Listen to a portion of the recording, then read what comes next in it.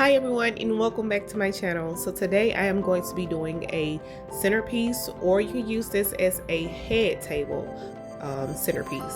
So what I'm going to do first, I'm going to actually gather all the same colors and organize them, and then I'm going to get started.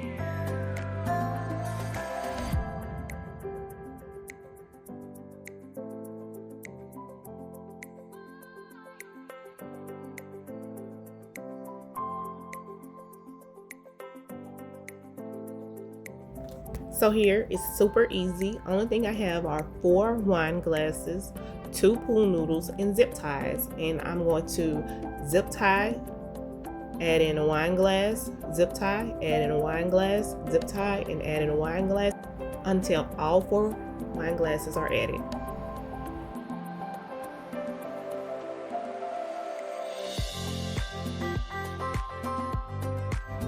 When adding your flowers, I believe that if you add your greenery first, you can pretty much put your flowers wherever you want and it will still come out looking great.